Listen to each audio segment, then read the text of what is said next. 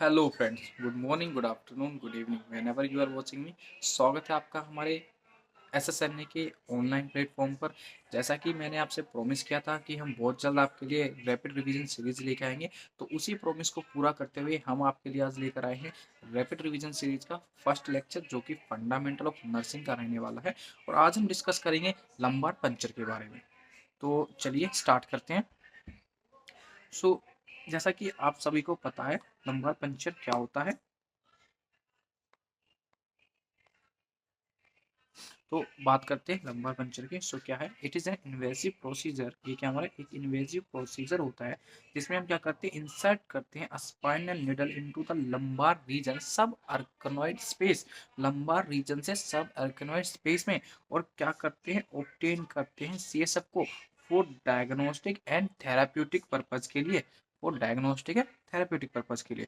अच्छा, lumbar puncture is also known as, क्या बोलते हैं इसको, लंबार पंचर को और क्या बोलते हैं हम, लंबार पंचर ही को हम क्या बोलते हैं, is also called as spinal tap. क्या बोलते हैं, स्पाइनल टैप, स्पाइनल टैपिंग बोलते हैं। देन हम बात करें फर्स्ट इंट्रोड्यूस, तो सबसे पहले लंबार पंचर को किसने इंट्रोड्यूस किया था, तो फर्स्ट इंट्रोड्यूस बाय किसने किया था, एक साइंटिस्ट था। कौन था आपका, हेनरिच क्विंकी। किसने किया था, हेनरिच क्विंकी ने किया था। कब किया था, 1891 में, 1891 में किया था। देन हम उसके बाद बात करते हैं किसके बारे में, इंडिकेशन के बारे में, कि लंबार पंचर हम कब कब करते हैं और किस पर्पज के लिए करते हैं। तो बात करें अगर पर्पज की या इंडिकेशन की, तो कब करते हैं, हम करते हैं मेनिंजाइटिस में, मेनिंजाइटिस में करते हैं। और याद रखना क्या होता है, lumbar puncture is the confirmatory diagnosis of किसका, मेनिंजाइटिस का। क्या है, कंफर्मेटरी डायग्नोसिस है। उसके बाद हम बात करते हैं किसके लिए हम करते हैं और क्या इंडिकेशन हो सकते हैं। तो और हम करते हैं टू मेजर करने के लिए सीएसएफ के प्रेशर को, सीएसएफ के प्रेशर को मेजर करने के लिए करते हैं। किस से प्रेशर को हम किस डिवाइस से मेजर करते हैं, तो जिस डिवाइस से हम प्रेशर को मेजर करते हैं उस डिवाइस का नाम क्या होता है, उसका नाम होता है मैनोमीटर। क्या होता है, मैनोमीटर। किस डिवाइस से हम प्रेशर को मॉनिटर करते हैं, मैनोमीटर डिवाइस।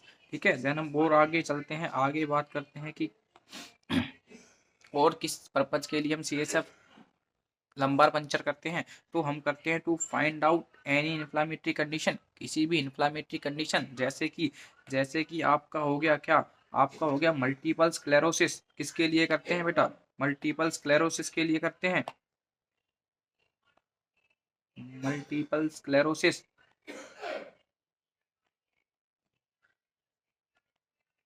जैसे कि मल्टीपल स्क्लेरोसिस के लिए करते हैं, जीबीएस में करते हैं। और अगर हम बात करें तो और क्या पर्पज है और क्या इंडिकेशन हो सकते हैं लंबार पंचर के, तो और किस लिए करते हैं हम लंबार पंचर, तो और हम करते हैं टू डिटेक्ट करने के लिए ब्रेन मैलिग्नेंसी। कुछ टाइप के कैंसर को डिटेक्ट करने के लिए भी हम क्या करते हैं, हम सीएसएफ को एनालिसिस करते हैं। और क्या किस लिए करते हैं, तो टू डिटेक्ट ब्लीडिंग, ब्लीडिंग को डिटेक्ट करने के लिए करते हैं। अगर क्या हो, अगर पेशेंट का सीटी नॉर्मल है, अगर क्या है, पेशेंट का सीटी नॉर्मल है, इफ सीटी इज नॉर्मल, तो ऐसी कंडीशन में हम क्या करते हैं, सब आर्केनॉइड हेमरेज को देखने के लिए हम क्या करते हैं, सीएसएफ का एनालिसिस करते हैं।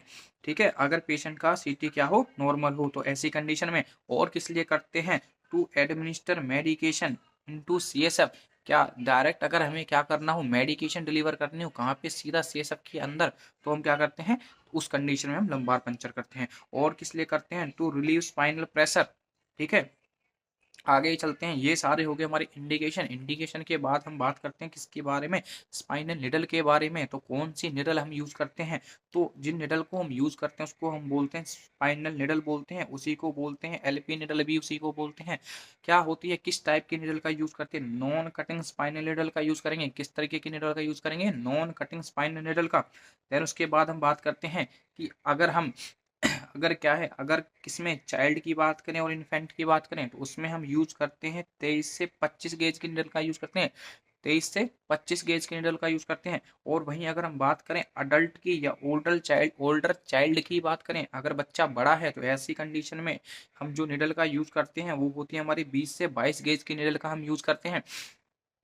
आगे बात करते हैं, हमने निडल के बारे में पढ़ा, हमने अभी पढ़ा कि व्हाट इज लंबार पंचर, और क्या बोलते हैं लंबार पंचर को, स्पाइनल टैप बोलते हैं। हमने इंडिकेशन के बारे में पढ़ा। देन हम उसके बाद बात करते हैं साइट के बारे में। तो साइट की अगर हम बात करें, तो साइट क्या रहने वाली है आपकी, तो देखो अगर तो क्या है, अडल्ट है, अगर क्या है अडल्ट है, तो अडल्ट में आपकी साइट रहेगी L3 से L4। बिकॉज क्यों, क्योंकि आपकी अडल्ट में क्या होता है, स्पाइनल कोड जो होती है आपकी वो एंड हो जाती है कहाँ पे, at level of L1, at the level of L1। तो आपकी जो साइट रहने वाली है वो क्या रहेगी आपकी L3 से L4। देखो क्या होता है आपका आपका जैसे ये स्पाइन, ये आपकी वर्टिब्रा है, ठीक है, ये होता है आपका क्या, सर्वाइकल रीजन, ठीक है, फिर उसके बाद आपका थोरेसिक रीजन होता है, फिर ऐसे ही आपका लंबार रीजन होता है, ठीक है। तो कहाँ लंबार रीजन कौन से, L3 और L4 साइट रहेगी आपकी किसमें, अडल्ट में।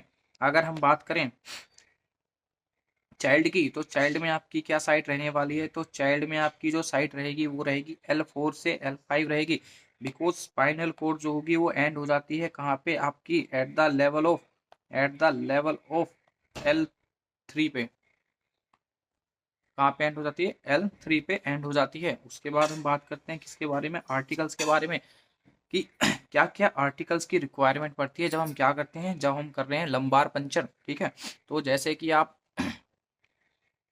किसी हॉस्पिटल में ऑन ड्यूटी नर्सिंग ऑफिसर हैं और आपको डॉक्टर ने बोला कि हम इसका स्पाइनल टैप करेंगे, तो आपको क्या क्या आर्टिकल्स प्रिपेयर करने हैं, क्या क्या आर्टिकल्स जो है इक्विपमेंट रखने हैं।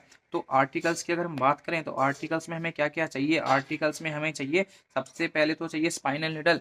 अभी हमने निडल की बात करी कि अगर तो चाइल्ड है तो हम कौन सी निडल यूज करेंगे, 23 से 25 गेज की निडल का यूज करेंगे। और अगर क्या है क्लाइंट अडल्ट है तो उसके लिए हम करते हैं 20 से 22 गेज की निडल का यूज करेंगे। देन हम बात करते हैं और क्या चाहिए, बीटाडिन सॉल्यूशन चाहिए। देन हम उसके बाद बात करते हैं बीटाडिन सॉल्यूशन, तो हमें क्या चाहिए, बीटाडिन सॉल्यूशन चाहिए। फिर उसके बाद अगर हम बात करें और क्या चाहिए, तो हमें चाहिए मैनोमीटर। मैनोमीटर किसके लिए चाहिए, मैनोमीटर चाहिए टू मेजर द CSF के प्रेशर को मेजर करने के लिए, CSF के प्रेशर को मेजर करने के लिए।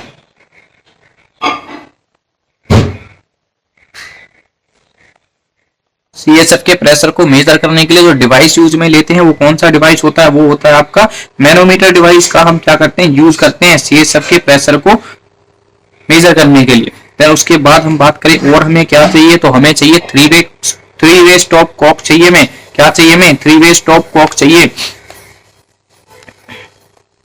उसके बाद बात करें और क्या चाहिए, तो और क्या चाहिए आपको, लोकल एनेस्थेटिक एजेंट चाहिए। आपको क्या चाहिए, 2% जाइलोकेन, 2% जाइलोकेन का यूज करेंगे। और क्या चाहिए आपको, आपको चाहिए 3 to 4 स्पेसिमेन वाइल चाहिए। आपको क्या चाहिए, आपको 3 to 4 स्पेसिमेन वाइल चाहिए।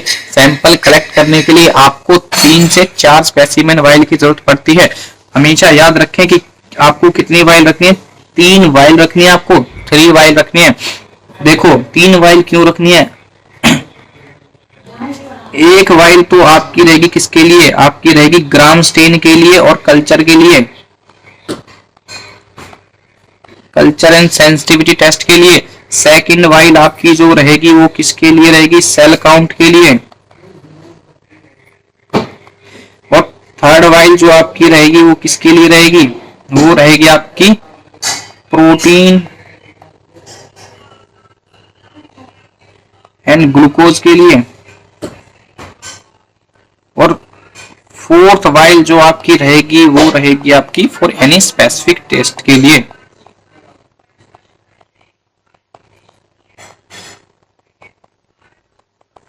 देखो जैसा कि ये रैपिड रिवीजन रहने वाला है, हमारे पास वक्त बहुत कम है, हमें सिलेबस बहुत जल्दी कवर करना है। देन हम उसके बाद क्या करेंगे, हम उसके बाद MCQ प्रैक्टिस करेंगे। तो मैंने पहले से ही यहाँ पे लिख लिया है, अगर आपने नोट्स नहीं बनाए हैं तो वीडियो को पॉज कीजिए, नोट्स बनाइए और उसके बाद आगे चलिए।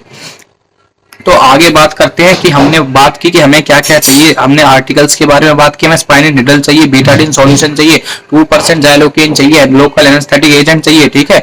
हमें मैनोमीटर चाहिए to measure the CSF pressure, device जो यूज करते हैं मैनोमीटर, ठीक है। 3 वे स्टॉप कॉक चाहिए और 3 से 4 में क्या चाहिए, स्पेसिमेन वाइल चाहिए, ठीक है। बात की कि हमने 3 से 4 स्पेसिमेन वाइल क्यों चाहिए। देखो एक वाइल ग्राम स्टेन और कल्चर के लिए, सेकंड वाइल रहेगी आपकी सेल काउंट के लिए, थर्ड वाइल जो आपकी रहेगी वो रहेगी प्रोटीन एंड ग्लूकोज के लिए, और फोर्थ वाइल जो रहेगी वो रहेगी आपकी कोई भी अदर स्पेसिफिक टेस्ट के लिए।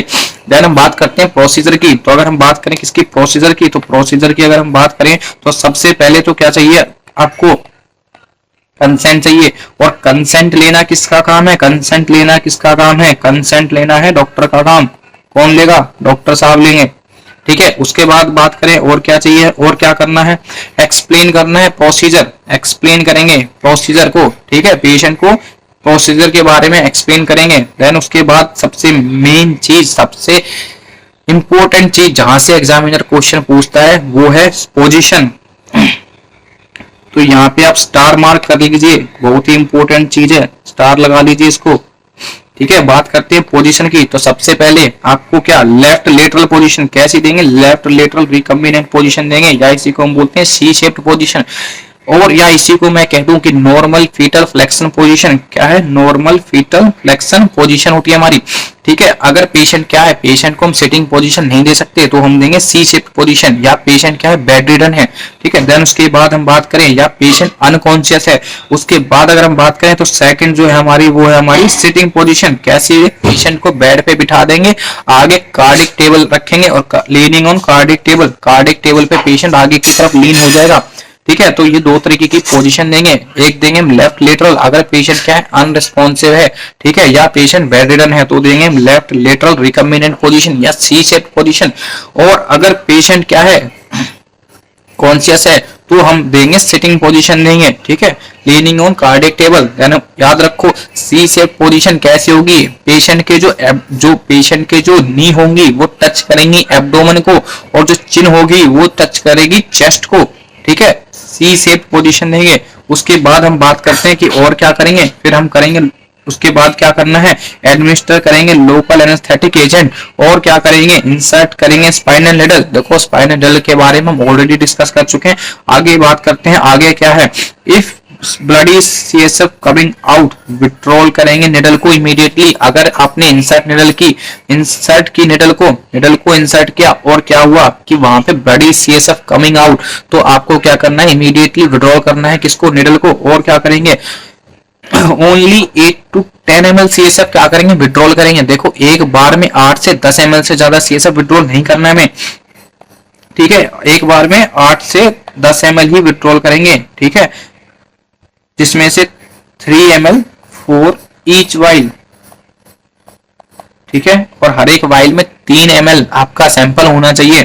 ठीक है, उसके बाद हम बात करते हैं, उसके बाद हम बात करें तो first 2 ml of CSF, first 2 ml of CSF should be discarded. पहला जो आपका जो फर्स्ट आपका जो 2 ml जो सीएसएफ आएगा जो आपके स्पाइनल टैप से, तो उसको क्या करना है, आपको डिस्कार्ड करना है। देन उसके बाद आपको क्या करना है, सीएसएफ जो है सैंपल कलेक्ट करना है।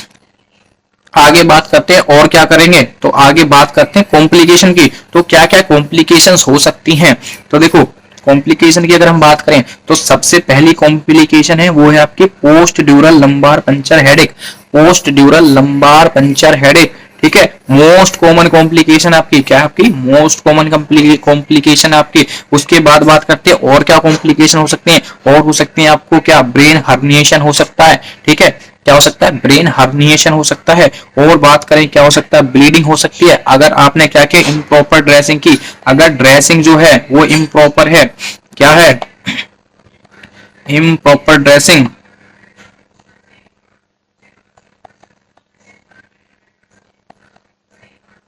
Improper dressing at puncture site. ठीक है, इम्प्रॉपर ड्रेसिंग कर दिया आपने, और उसके कारण क्या हो सकती है, वहां पे ब्लीडिंग हो सकती है। देखो ब्रेन हर्निएशन हो सकता है, ब्रेन हर्निएशन का क्या कॉज होगा, अगर आपने क्या किया, पेशेंट का हेड को एलिवेट कर दिया, क्या कर दिया, अगर आपने हेड एलिवेट कर दिया तो सडन डिक्रीज हो जाएगा किसमें, सीएसएफ में, प्रेशर में सडन क्या हो जाएगा, डिक्रीज हो जाएगा, और क्या हो जाएगा, आपका ब्रेन हर्निएशन हो सकता है। ठीक है, हेड को क्या किया, अगर आपने एलिवेट कर दिया, इससे क्या होगा, सडन डिक्रीज हो जाएगा आपका किसमें, सीएसएफ के प्रेशर में, सडन डिक्रीज सीएसएफ प्रेशर। ठीक है, उससे क्या होगा, ब्रेन हर्निएशन हो जाएगा। आगे बात करते हैं और क्या हो सकती है कॉम्प्लिकेशन, पेन हो सकता है, पेन हो सकता है एट इंजेक्शन साइट पे, पेन हो सकता है। ठीक है, सीएसएफ लीकेज हो सकता है, वही सेम अगर इम्प्रॉपर ड्रेसिंग है तो क्या हो सकता है, आपका सीएसएफ लीक भी हो सकता है। देखो अगर सीएसएफ लीकेज हो रहा है तो आपको क्या होगा, पेशेंट में आपको प्रोलॉन्ग हेडेक देखने को मिलेगा।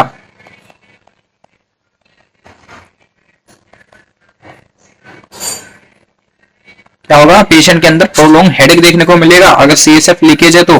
ठीक है, और क्या हो सकता है, और हो सकता है आपको इन्फेक्शन हो सकता है। क्यों हो सकता है, due to break in sterile technique. अगर आपकी स्टेराइल टेक्निक में कुछ ना कुछ ब्रेक हुआ है तो आपको इन्फेक्शन भी हो सकता है। Due to sterile technique, sorry, due to break,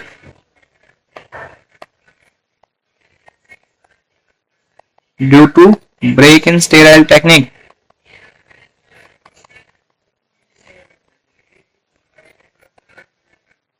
sterile technique में ब्रेक के कारण आपको वहां पे इन्फेक्शन भी देखने को मिल सकता है। और क्या हो सकता है, और हो सकता है सब आर्किनोइड एपिडर्मल सिस्ट। ये एक लेट टाइप की कॉम्प्लिकेशन होती है। ये क्या होती है आपकी, ये एक लेट कॉम्प्लिकेशन देखने को मिलती है, रेयर होती है लेट कॉम्प्लिकेशन। ये लेट कॉम्प्लिकेशन है। और बात करते हैं, अब हमने कॉम्प्लिकेशन की बात कर ली, आगे बात करते हैं कॉन्ट्रा इंडिकेशन कि कब कब हमें क्या नहीं करना, लंबार पंचर नहीं करेंगे। तो कॉन्ट्रा इंडिकेशन की बात करें तो सबसे पहली जो मेन कॉन्ट्रा इंडिकेशन है वो क्या है आपकी, वो रहेगी आपकी इंक्रीज आईसीपी। क्या है आपका एब्सोल्यूट कॉन्ट्रा इंडिकेशन। अगर पेशेंट का आईसीपी बढ़ा हुआ है तो ऐसी कंडीशन में लंबार पंचर बिल्कुल भी नहीं करना है। और अगर हम बात करें रिलेटिव कॉन्ट्राइंडिकेशन की बारे में बात करें तो जैसे कि लोकल स्किन इन्फेक्शन, क्या हो गया, local skin infection at puncture site, जहां पे आपको क्या करना है, प्रोसीजर परफॉर्म करना है और वहां पे क्या है, कोई लोकल स्किन इन्फेक्शन है तो वो भी क्या आपका कॉन्ट्रा इंडिकेशन है। क्या है, कॉन्ट्रा इंडिकेशन है एट पंचर साइट। और बात करेंगे जैसे कि सीवियर स्पाइनल डिफॉर्मिटी, क्या है, सीवियर स्पाइनल डिफॉर्मिटी। ठीक है, और बात करें कोगुलोपैथी या फिर क्या है, प्लेटलेट्स काउंट क्या है, लेस देन 20,000। अगर 20,000 से प्लेटलेट्स काउंट कम है तो भी हम क्या करेंगे, तो भी क्या आपका कॉन्ट्रा इंडिकेटेड है लंबार पंचर। ठीक है, या फिर पेशेंट को क्या है, कोगुलोपैथी है। ठीक है, आईएनआर कम है। और बात करते हैं कि भाई पेशेंट का और क्या है, नॉन कम्युनिकेटिंग ऑब्स्ट्रक्टेड हाइड्रोसेफेलस, तो ऐसी कंडीशन में हमें क्या नहीं करना, लंबार पंचर नहीं कर सकते। ठीक है, तो ये सारे क्या थी, कॉन्ट्रा इंडिकेशन थी किसकी, लंबार पंचर की। आगे बात करते हैं nursing intervention. Nursing intervention very very very important. Examiner question यहीं से पूछता है बार बार, स्टार मार्क कर लो, सबसे ज्यादा इंपॉर्टेंट। सबसे ज्यादा इंपॉर्टेंट क्या आपका, नर्सिंग इंटरवेंशन। बार बार यहां से क्वेश्चन पूछे जाते हैं नोट सेट के अंदर भी, और अपने आपके आरएमएल एसजीपीजे या फिर कोई भी अदर एग्जाम है, हर एग्जामिनर आपका यहां से क्वेश्चन जरूर पुट करता है। तो बात करते हैं नर्सिंग इंटरवेंशन की, तो सबसे पहले ध्यान रखो पेशेंट को कि भाई क्या करना है, place the client in supine position for 2 to 3 hour. क्या करना है, पेशेंट को 2 से 3 घंटे के लिए सुपाइन पोजीशन में रखना है। Do not elevate the head of patient for more than 6 hour. और 6 घंटे से ज्यादा टाइम के लिए पेशेंट के हेड को क्या नहीं करना है, एलिवेट नहीं करना है। पेशेंट के हेड को एलिवेट नहीं करना है 6 घंटे तक, क्योंकि अगर आपने पेशेंट के हेड को एलिवेट कर दिया तो क्या होगा, सडन डिक्रीज हो जाएगा आपके किसमें, इंट्राक्रेनियल प्रेशर में, आईसीपी डिक्रीज हो जाएगा और क्या हो जाएगा, ब्रेन हर्निएशन हो सकता है। ठीक है, और क्या होता है कि अगर आपने पेशेंट को सुपाइन पोजीशन में नहीं लिटाया तो क्या होगा, और सुपाइन पोजीशन आपको किस लिए देनी है, to prevent post dural lumbar puncture headache. किसके लिए, post dural lumbar puncture headache से प्रिवेंट करने के लिए आपको क्या करना है, पेशेंट को सुपाइन पोजीशन में रखना है 2 से 3 घंटे के लिए, और पेशेंट के हेड को मोर देन 6 आवर तक क्या नहीं करना है, एलिवेट नहीं करना है। ठीक है, आगे बात करते हैं और क्या करना है, मेंटेन करना है स्टेराइल टेक्निक को, स्टेराइल टेक्निक को मेंटेन करके रखना है। ठीक है, ताकि प्रिवेंट कर सके हम किससे, इन्फेक्शन से, टू प्रिवेंट इन्फेक्शन।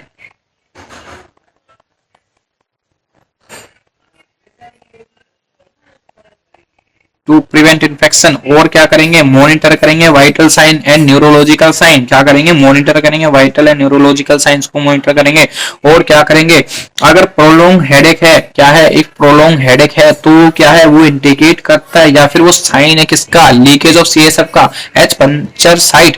ठीक है, और सीएसएफ लीकेज क्यों हुआ, ड्यू टू इम्प्रॉपर ड्रेसिंग। और बात करें और क्या करना है आपको, और क्या नर्सिंग इंटरवेंशन करनी है आपको, तो एडमिनिस्टर करना है क्या, फ्लूइड एंड मॉनिटर करना है input output chart. Very very important, क्या है आपका, बहुत ज्यादा इंपॉर्टेंट है। क्या करके रखना है आपको, एडमिनिस्टर करना है फ्लूइड और मेंटेन करना है इनपुट आउटपुट चार्ट को। दूसरी चीज जो आपकी बहुत ज्यादा इंपॉर्टेंट है वो है पोजीशन। क्लाइंट को हमें क्या रखना है, सुपाइन पोजीशन में रखना है 2 से 3 घंटे के लिए, और हेड को एलिवेट नहीं करना है 6 घंटे तक। तो ये भी आपका क्या है, बहुत बहुत इंपॉर्टेंट है। एग्जाम के पॉइंट ऑफ व्यू से नॉर्थ सेट में बार बार यहाँ से क्वेश्चन पूछे जाते हैं। एक आपको साइट याद रखनी है कि चाइल्ड में आपकी जो साइट है लंबार पंचर की वो क्या रहने वाली है, अडल्ट में आपकी जो साइट है वो क्या रहने वाली है, और आपको निडल का साइज याद रखना है कि चाइल्ड में हम क्या यूज करते हैं, इन्फेंट में कौन से यूज करते हैं, और अडल्ट में कौन सी निडल का हम यूज करते हैं। और बात कर लेते हैं इसी के साथ साथ सीएसएफ के एनालिसिस की। तो नॉर्मल सीएसएफ अगर हम एनालिसिस करें तो नॉर्मल सीएसएफ के बारे में आपको पता होना चाहिए। कैसा होता है आपका, क्लियर होता है, क्लियर वाटरी, क्या है आपका, क्लियर वाटरी कलरलेस फ्लूइड है। कैसा होता है आपका, क्लियर वाटरी कलरलेस फ्लूइड होता है। अगर बात करें इसके पीएच की, तो पीएच कितना होता है, 7.4, स्लाइटली एल्कलाइन पीएच होता है। और अगर हम बात करें प्रोटीन की, तो प्रोटीन कितना होता है, 15 से 45 mg पर डीएल। अगर हम वहीं बात करें किसकी, ग्लूकोज की, तो ग्लूकोज देखने को मिलता है 50 से 80 mg पर डीएल। और अगर हम बात करें स्पेसिफिक ग्रेविटी की, तो स्पेसिफिक ग्रेविटी जो होती है सीएसएफ की वो होती है 1.005। और अगर हम बात करें सेल्स की, तो आरबीसी जो होती है वो लगभग नील होती हैं, एब्सेंट होती हैं। बात करें डब्ल्यूबीसी की, तो वो होती है आपकी लेस देन 8 सेल पर एमएम क्यूब देखने को मिलेंगी। बात करें नॉर्मल सीएसएफ के ओपनिंग प्रेशर की, तो वो होता है आपका 90 से 180 mmHg, 90 टू 180 mmHg। अगर हम बात करें सीएसएफ के फॉर्मेशन की, तो सीएसएफ का फॉर्मेशन कहाँ होता है, तो सीएसएफ का जो फॉर्मेशन होता है वो होता है हमारे कोरोइड प्लेक्सस में होता है। बात करें सीएसएफ के एब्जॉर्प्शन की, तो एब्जॉर्प्शन कहाँ होता है हमारा, एब्जॉर्प्शन होता है हमारा एर्कनोइड विलाई, सब एर्कनोइड स्पेस में एर्कनोइड विलाई होते हैं, वहां पे क्या होता है, सीएसएफ का एब्जॉर्प्शन होता है। और अगर हम बात करें पर डे सिक्रेशन की, तो हमारा 720 ml पर डे क्या होता है, हमारा सीएसएफ सिक्रेट होता है। तो जैसे जैसे हमारा सीएसएफ का सिक्रेशन होता है स्पॉन्टेनियसली इसका एब्जॉर्प्शन भी हो सकता है। अगर हम बात करें रेट की, तो कितना सिक्रेट होता है, तो जैसा कि भी हमने देखा कि 720 ml पर डे होता है। लेकिन अगर हम बात करें तो 0.3 से 0.5 ml पर मिनट होता है। और वहीं अगर हम बात करें तो 20 से 30 ml पर आवर होता है। और बात करें आगे तो 500 से 720 ml पर डे सिक्रेट होता है आपका सीएसएफ। ठीक है, बात करते हैं नॉर्मल सीएसएफ के प्रेशर की। तो नॉर्मल सीएसएफ का जो प्रेशर होता है, नॉर्मल जो सीएसएफ का जो प्रेशर होता है कितना होता है आपका, वो होता है आपका 5 से 15 mmHg होता है आपका। कितना होता है, 5 से 15 mmHg होता है। व्हेन, जब पेशेंट क्या हो आपका lying, when patient lying on bed, कब होता है और ये आपका, जब पेशेंट क्या हो बेड पे लेटा हो। When patient lying on bed, lying on bed, when patient lying on bed,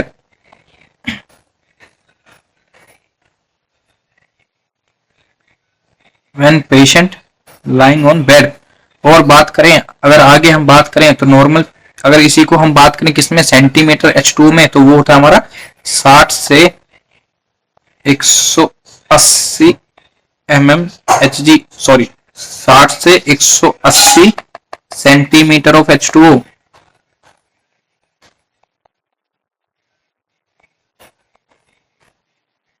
60 से 180 सेंटीमीटर H2 होता है। और अगर हम बात करें किसकी, व्हेन पेशेंट स्टैंडिंग पोजीशन की,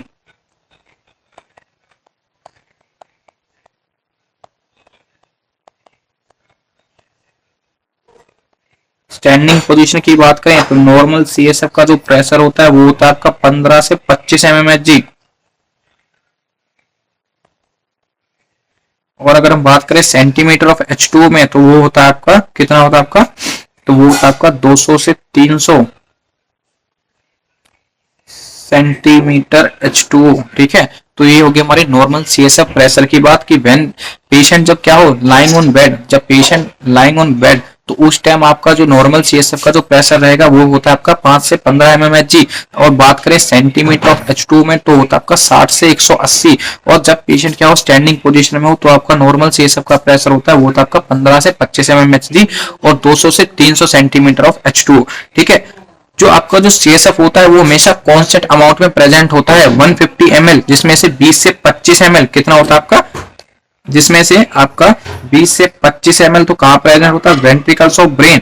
और बात करें अगर हम बाकी जो आपका 120 से 125 ml होता है वो आपका प्रेजेंट होता है सब एर्कनोइड स्पेस में फ्लो करता है। ठीक है, अभी वही बात करते हैं CSF analysis in different condition. अलग अलग कंडीशन में सीएसएफ की अगर हम एनालिसिस करें तो हमें कैसा सीएसएफ देखने को मिलता है, क्या चेंजेस देखने को मिलते हैं। तो अगर हम बात करें बैक्टीरियल मेनिंजाइटिस की नॉर्मल सीएसएफ एनालिसिस, हमें पता चल गया कि नॉर्मल सीएसएफ की वैल्यूज क्या होती हैं, कितना प्रोटीन प्रेजेंट होता है, कितना ग्लूकोज प्रेजेंट होता है, सेल काउंट क्या प्रेजेंट होता है। ठीक है, बात करते हैं किसमें, बैक्टीरियल मेनिंजाइटिस में। तो बैक्टीरियल मेनिंजाइटिस में अगर हम सीएसएफ की अपीयरेंस को देखेंगे तो हमें कैसा देखने को मिलेगा, हमें देखने को मिलेगा टर्बिड।